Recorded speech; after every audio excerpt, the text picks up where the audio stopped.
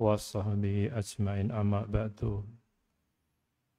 Jamaah salat isya, salat tarawih rahimakumullah, melanjutkan pembacaan hadis Arba'in Nawawi yang malam hari ini jatuh pada hadis yang ke-19. Bismillahirrahmanirrahim. Hadisnya agak panjang. An Abi Abbas Abdullah bin Abbas radhiyallahu ta'ala anhuma. Qala kuntu khalfan nabiyya sallallahu alaihi wasallam yawman faqala li ya ghulam inni u'allimuka kalimatin ihfadillaha yahfadka ihfadillaha tajidhu tujahaka idza sa'alta fas'alillah wa idza sta'anta fasta'in billah wa'lam annal ummata law istama'at 'ala yanfa'uka bi syai'in lam yanfa'uka illa bi syai'in qad katabahu Allahu laka wa in istama'u 'ala ayyadurruka bi syai'in lam yadurruka illa bi syai'in qad katabahu Allahu 'alaika rufi'atil aqlamu wa jafatil suhuf rawahu Tirmidzi wa qala hadisun hasan sahih wa fi riwayatin ghairi Tirmidzi ihfadillaha tajidhu amamaka ta'arraf inallahi fir rakha'i ya'rifka fis saddati wa'lam annama akhta'aka lam yakun liyusibaka wa ma asabaka lam yakun liyukhti'aka wa'lam anna nasra ma'as sabri wa annal faraja ma'al karbi wa anna ma'al usri yusra. Yang artinya kurang lebih dari Abdullah bin Abbas radhiyallahu anhuma. Ia berkata, pada suatu hari aku pernah berada di belakang Nabi sallallahu alaihi wasallam. Lalu beliau bersabda, wahai anak muda, sesungguhnya aku akan mengajarkan beberapa kalimat kepadamu. Jagalah Allah, niscaya Allah akan menjagamu. Jagalah Allah, niscaya engkau akan mendapatinya di hadapanmu. Jika engkau mau meminta, mintalah kepada Allah. Dan jika engkau mau meminta pertolongan, mintalah kepada Allah. Ketahuilah apabila semua umat berkumpul untuk mendatangkan manfaat kepadamu dengan sesuatu, maka mereka tidak bisa memberikan manfaat kepadamu, kecuali dengan sesuatu yang telah Allah tetapkan untukmu. Dan seandainya mereka pun berkumpul untuk menimpakan bahaya kepadamu dengan sesuatu, maka mereka tidak dapat membahayakanmu kecuali dengan sesuatu yang telah Allah tetapkan bagimu. Pena-pena pencatat takdir telah diangkat dan lembaran-lembaran catatan takdir yang telah kering. Hadis riwayat Tirmidzi. Ia berkata bahwa hadis ini hasan sahih.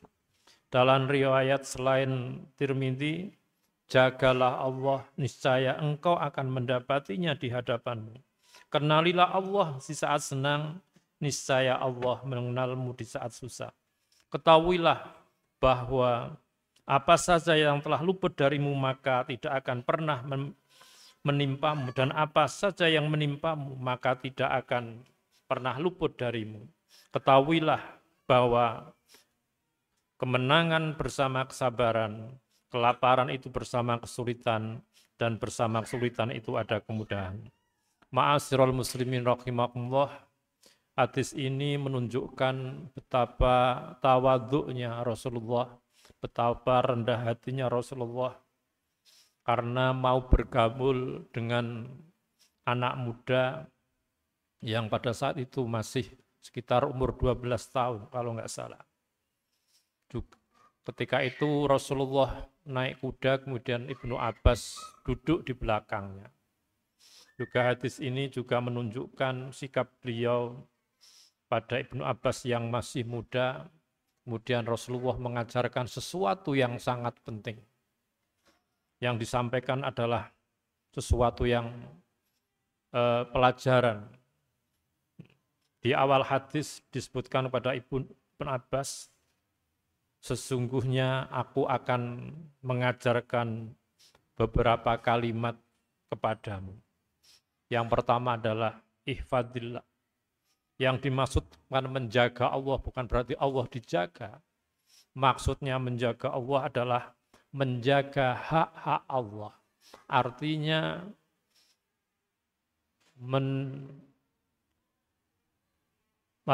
artinya bahwa kita disuruh untuk melakukan semua yang diperintah Allah dan menjauhi semua larangannya. Menjaga syariat-syariat Allah. Terutama adalah perintah sholat. Sholat ini adalah rukun Islam yang paling utama. Tolak ukur seseorang itu dilihat dari sholatnya. Nanti di yaumil hisab bahwa sholat itu adalah amal yang pertama akan dihisab. Apabila sholatnya baik maka akan baik semua. Dan sholat adalah yang membedakan orang kafir dan orang Islam itu adalah sholat. Apabila ada orang Islam, kemudian dia tidak melakukan sholat, maka dia fasik. Tetapi kalau dia menganggap bahwa sholat itu tidak wajib, maka dia termasuk sudah golongan orang kafir.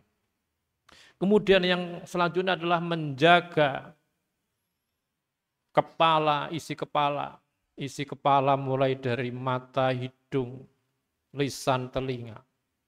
Menjaga lisan kita dari kalimat-kalimat yang menyakitkan orang lain. Menjaga telinga kita dari mendengarkan hal-hal yang tidak baik. Menjaga mata kita dari melihat hal-hal yang tidak diperbolehkan agama. Kemudian menjaga perut kita jangan sampai kemasukan barang-barang haram. Kemudian menjaga kehormatan, menjaga kelamin kita jangan sampai berbuat zina. Dan tentu semua itu harus dipelajari melalui belajar ilmu agama. Dan yang selanjutnya, hadis di atas mengatakan bahwa balasan dari menjaga hak Allah, menjaga perintah-perintah Allah, menjaga dari larangan-larangan Allah, akan mendapatkan penjagaan Allah. Itu adalah bentuknya pertama bahwa Allah akan menjaga urusan dunia kita. Allah akan menjaga pada jasad kita. Allah akan menjaga anak-anak kita. Allah akan menjaga keturunan kita. Tapi yang lebih terpenting apabila kita menjaga hak-hak Allah mulai dari muda, maka Allah akan menjaga kita sampai tua. Tapi yang lebih terpenting adalah menjaga agama kita sampai ketika kita meninggal dunia. Kemudian kalimat hadis, jagalah Allah, niscaya engkau mendapatkannya di hadapanmu. Maksudnya adalah siapa saja yang menjaga aturan-aturan Allah, siapa saja yang menjaga syariat-syariat Allah, memperhatikan hak-haknya, maka ia akan mendapati Allah di setiap keadaan. Di mana saja hamba itu memerlukan, Allah akan mengabulkan, Allah akan menolong, Allah akan menjaga, serta memberi hidayah dan taufiknya. Ma'asyiral muslimin rahimakumullah, dalam Al-Quran, innallaha ma'alladzina taqaw walladzina hum muhsinun. Sesungguhnya Allah bersama orang-orang yang bertakwa dan orang-orang yang berbuat kebaikan. Adapun bagian hadis, kenalilah Allah di saat senang, niscaya Allah akan mengenalimu di saat susah. Kebiasaan kita pada umumnya, kita ini kalau dalam keadaan senang, ketika kita mendapatkan rezeki banyak, kita sering melupakan Allah. Tapi ketika kena musibah, baru dekat dengan Allah. Ketika kita diuji Allah, baru kita dekat dengan Allah. Sebenarnya ketika kita diuji, ketika kita diberi sakit itu adalah dalam bentuk kasih sayang Allah kepada kita, supaya kita tetap ingat kepada Allah. Dalam sebuah hadis dikatakan bahwa Ketika Allah memberi ujian kepada hambanya, bahwa Allah itu rindu dengan suara rintihan hamba itu untuk berdoa kepada Allah. Maka yang baik itu adalah dalam keadaan apapun, dalam keadaan senang kita ingat Allah, dalam keadaan susah kita tetap ingat kepada Allah. Sehingga kalau kita dalam keadaan senang ingat Allah, insya Allah kalau pasti Allah akan mengenali kita ketika kita dalam keadaan susah memerlukan pertolongan Allah. Kemudian hadis yang selanjutnya adalah jika mau meminta, mintalah kepada Allah. Jika engkau mau meminta pertolongan, mintalah kepada Allah. Iyyaka na'budu wa iyyaka nasta'in. Hanyalah engkaulah yang kami sembah dan hanya kepada engkaulah kami meminta pertolongan. Hanya Allah satu-satunya yang berhak disembah, tidak ada Tuhan selain Allah. Dan kita minta pertolongan hanya iyyaka na'budu wa iyyaka nasta'in. Rasulullah sendiri sudah mengajarkan beberapa ketika kita melakukan apapun, Rasulullah sudah mengajarkan doa. Kita mau makan ada doanya, kita mau masuk rumah berdoa, kita mau bergian berdoa. Bahkan mau menggauli istrinya pun juga ada doanya. Bahwa hanya Allah yang dapat dimintai pertolongan. Kemudian kalimat hadis pena-pena pencatat takdir telah diangkat dalam lembaran-lembaran catatan takdir telah kering. Menunjukkan bahwa takdir itu sudah dicatat seluruhnya oleh Allah Subhanahu wa Ta'ala. Ketika kita belum dilahirkan, semua takdir Allah, takdir kita sudah dibukukan oleh Allah di Lauhul Mahfuz. Imam Al-Hambali rahimahullah menerangkan ada dua tingkatan seorang mukmin dalam menghadapi takdir. Atau yang pertama adalah ridho pada takdir, yang kedua sabar dalam menghadapi musibah. Bedanya sabar menahan diri dari musibah namun tetap masih merasakan sakit. Sedangkan ridho itu hatinya lapang dan menerima takdir dan rasa yakinnya begitu besar sehingga mengalahkan rasa sakitnya. Nah, kita ini termasuk di golongan mana? Kita ini termasuk yang ridho atau hanya terbatas pada sabar, atau tidak, dua-duanya sudah tidak ridho dan tidak sabar.